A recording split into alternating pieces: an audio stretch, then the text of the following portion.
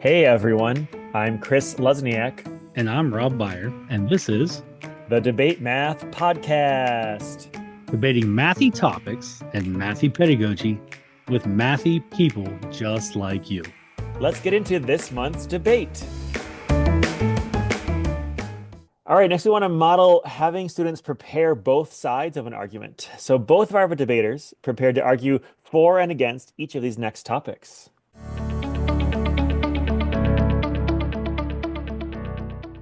So our question is zero even? I'm going to flip a coin for Mike. Heads, Mike is arguing yes, zero is even. And tails, Mike is arguing no, zero is not even. I just flipped it.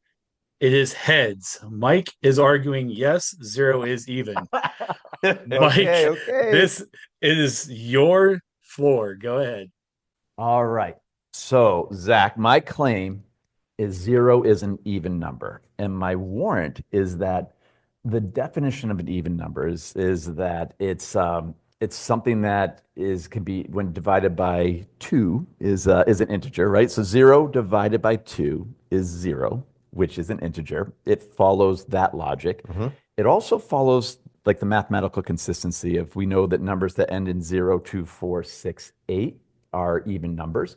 And if we were to look at this across a number line, we can see that zero would follow that same pattern. So zero, jump to two, jump to four. And so it continues that pattern as well. And then if we think of just a simple partners and teams definition of like if you take any number of or any quantity and divide it into two teams, there would be no leftovers. Or if you put them in partners, there would be no leftovers. And so if you had no people and divided into teams, there's still there's no people, but there's also no leftovers. So it also falls under that definition. So therefore, zero is an even number. All right, and then based on the coin flip, Zach, you are arguing that zero is not an even number. The floor is yours. All right, let's first acknowledge, Mike, that we have agreed mathematically that zero is even. Fine. I'm going to make the case that maybe we shouldn't be defining zero as even. Here's why. You said that if I have two groups, I can split them into two even groups. That's an even number, right? With zero, you have no groups. You're not making any groups. So if the argument is we can make two equal groups, we have no groups. Your other definition was about having two equal teams with no leftovers. And I think the same thing holds true there, right? If I don't have any teams to split over, there can't be any leftovers because there are no teams. So I think we can make the case that zero is neither even or odd. It's just its own special thing.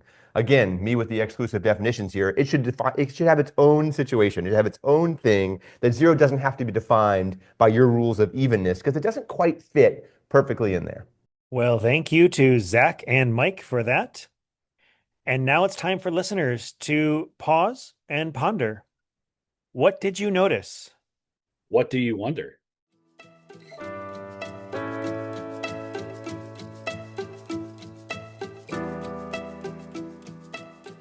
Okay, so that was a point-counterpoint debate where students are preparing both sides of an argument, and based on a coin flip, they have to argue the side that the coin tells them to.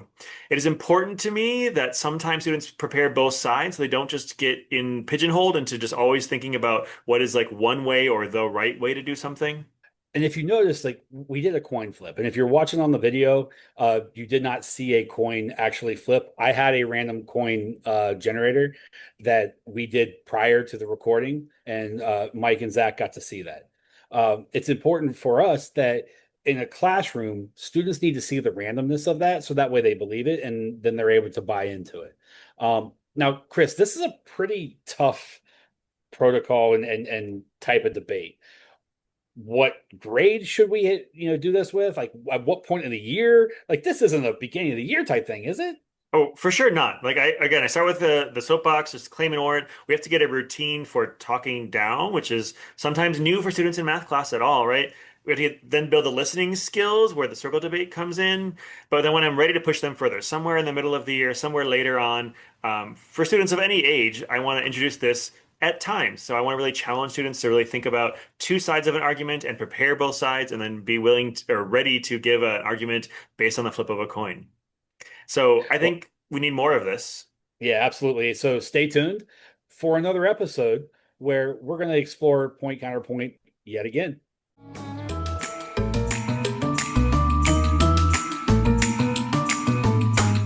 Want to learn more about incorporating debate activities into your math classroom?